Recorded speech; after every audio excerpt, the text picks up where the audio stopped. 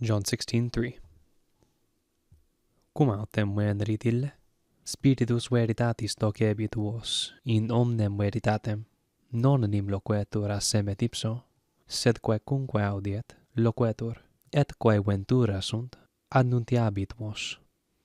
But when this one has come, that is the Spirit of truth, he will teach you into every truth.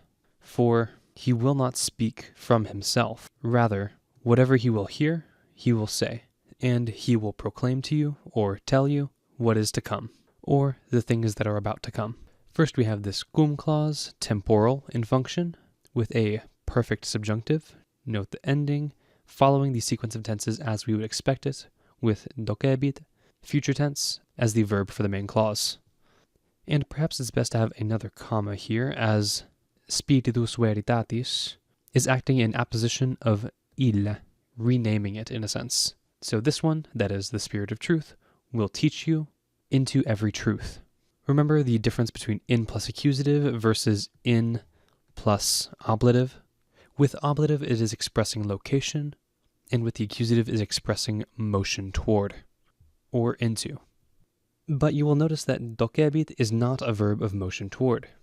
The underlying Greek, however, is a verb of motion toward, hodegesi, and is more akin to ducere.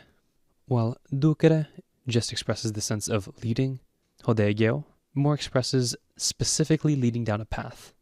So ducet is probably a little better representation of the underlying Greek, and accounts for why we have this accusative in omnem veritatem. But even this tells us something interesting about the text that our translator had access to.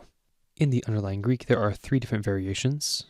Enteletia passe, which we have on the top, is passan teneletian on the bottom, and then there's a variant that means essentially the same thing as the bottom one, but has passan on the other end of teneletian. As of now, scholarship by and large prefers enteletia passe, this dative construction on top, which would be akin to the in plus ablative construction in omne veritate, used almost adverbially. But based off the Latin text that we have, it is safe to say that a translator had this bottom reading, is passan teneletian. Then we have non enim loquetur a semet ipso, for he will not speak, not modifying loquetur, which is future tense, then an ablative of source, a semet ipso, from himself, sed quaecunque audiet, and this is the direct object of loquetur, and similarly with our next relative clause, quae ventura sunt, the things that are about to happen. Venturus comes from the third principal part of venire, or at least that's the Orberg way of doing it. I believe the Wheelock way of doing it, it is the 4th principal part. Then you have that ending drop off, then urus added on, and then adjust the ending for grammatical gender, neuter plural, a. Thus, quae ventura sunt, the things that are about to happen. Direct object of annuntiabit, he will announce to you, or he will tell you, or proclaim to you, with the indirect object vobis.